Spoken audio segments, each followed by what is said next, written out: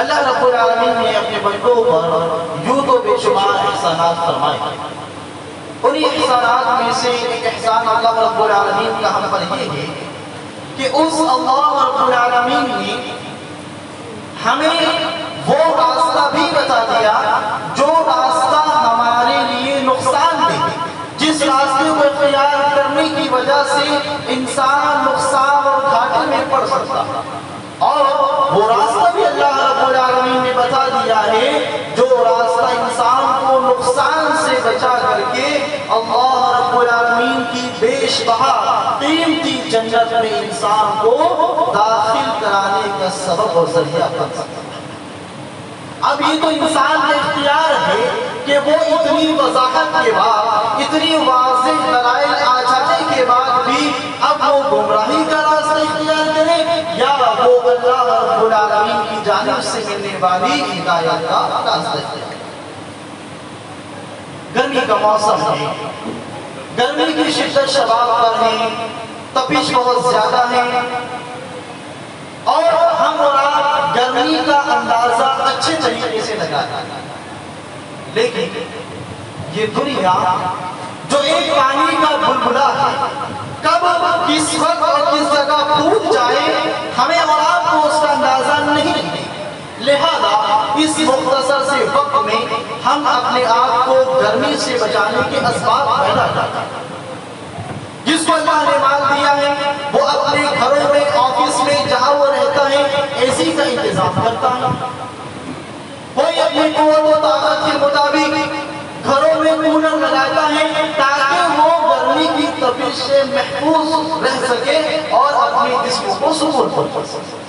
لیکن میرے بھائی اور دوستو، واللہ اللہ رب العالمین کی ذات کی قسم، ایک ایسا مقام، ایک ایسی جگہ سے ہمیں اور آپ کو اور ہر مومن کو، ہر اللہ کو گزرنا ہے جس کی تپش، جس کی حرارت، جس کے ٹیمپریچر سے بچنا، اپنے آپ کو راحت پہنچانا بالکل ناممکن ہے، نامحال. کوئی بھی ذریعہ نہیں. ایسی تپش، ایسی گرمی کا ہم سب کو سامنا کرنا. اگر مومن ہے تو مومن کو اللہ رب العالمین دکھائے گا کہ دیکھو یہ جہنم جس کو میں نے بھڑکایا ہے، اللہ نے تم پر کتنا عظیم احسان کیا ہے اور تم کو اس جہنم سے بچایا. جو گناہگار ہوں گے، متکبر ہوں گے، اللہ کو ناراض کرنے والے ہوں گے، ایسے لوگوں کو اللہ رب العالمین ان کے گناہوں کے مطابق اس جہنم کی بھڑکتی آگ میں جلا کر کے اس کی حرارت کو اور اس کی تپش کو اللہ رب العالمین ان کے سامنے رکھتا ہے. میرے بھائی اور دوستو، آج کا ہمارا موضوع یہی ہے کہ جہنم کا بیان.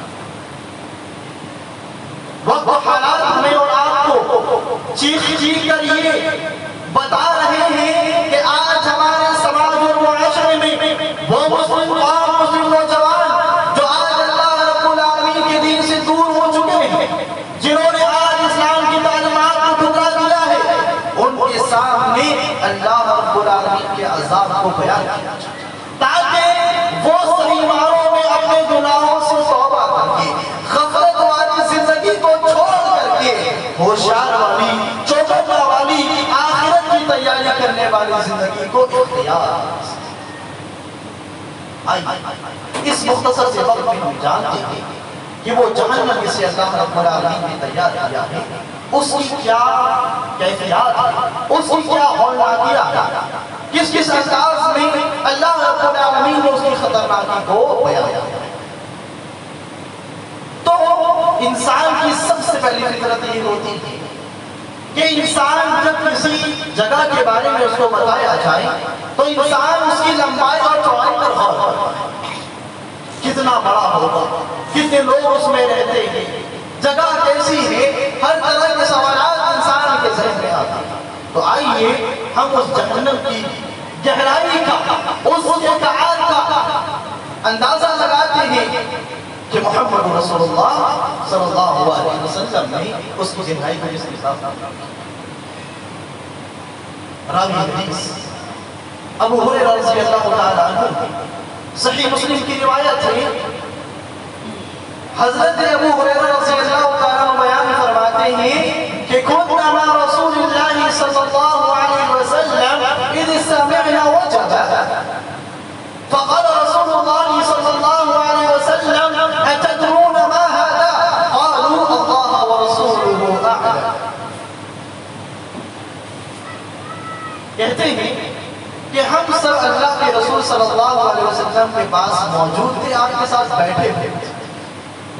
اسی دوران ہم نے ایک دھماکے دار آواز سنی. اس دھماکے دار آواز سننے کے بعد اللہ کے رسول صلی اللہ علیہ وسلم نے ہم لوگوں سے سوال کیا کہ میرے صحابہ بتاؤ یہ دھماکے دار آواز کیسی تھی؟ کیا تمہیں اس کا علم ہے؟ جو دھماکے دار آواز تم نے سنی ہے یہ کہاں سے آئی؟ صحابہ کرام رضوان اللہ علیہ اجمعین اللہ کے رسول صلی اللہ علیہ وسلم کا بڑا احترام.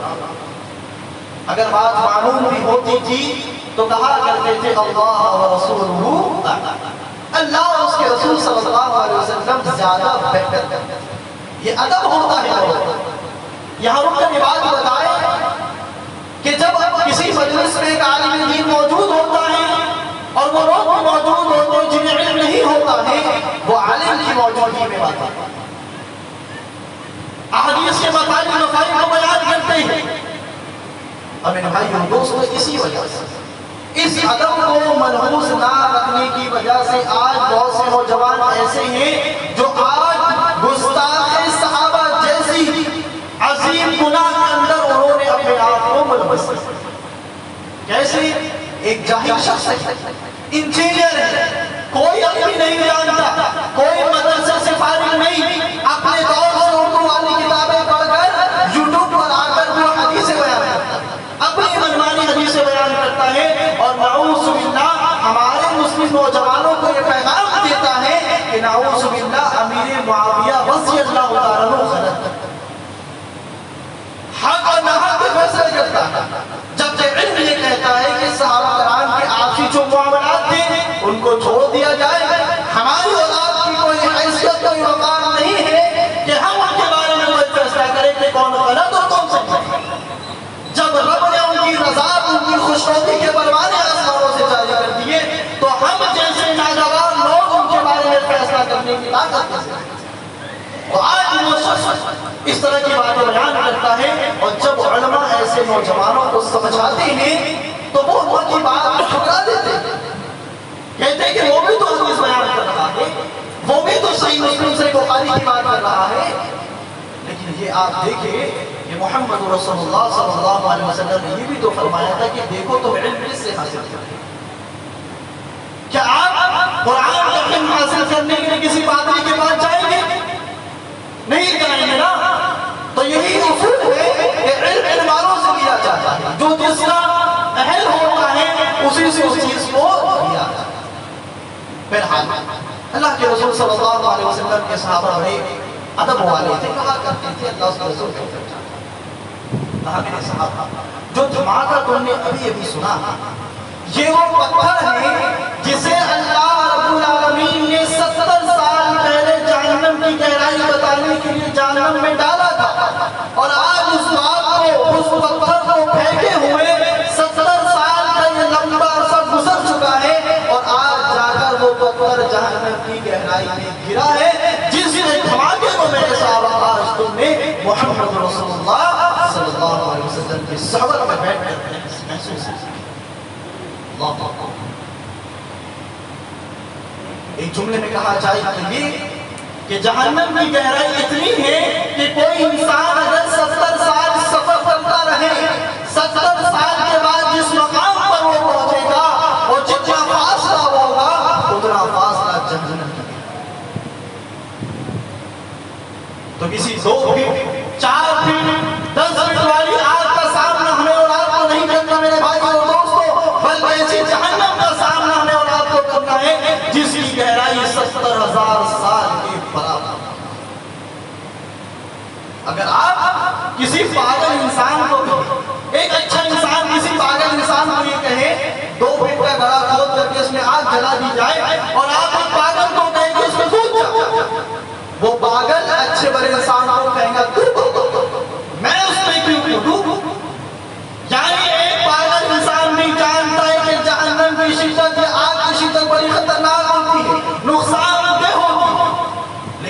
بھائیوں دوستوں، اگر آج ہم عقل والے ہیں، اگر آج ہم حق و باطل کے درمیان فیصلہ کر سکتے ہیں، ہمیں کھانے پینے کی تمیز ہے، اچھے برے کی تمیز اگر ہمیں اور آپ کو ہے، اس باوجود بھی اگر ہم اپنے آپ کو جہنم سے نہیں بچاتے ہیں، جہنم کی بلا اللہ رب العالمین سے حاصل نہیں کرتے ہیں، تو اللہ کی قسم ہم سے بڑا بے وقوف اور پاگل اس دنیا میں کوئی تو آپ ہی فیصلہ کریں کہ لوگوں کو اپنے آپ کو سب شامل جہنم کی ہے۔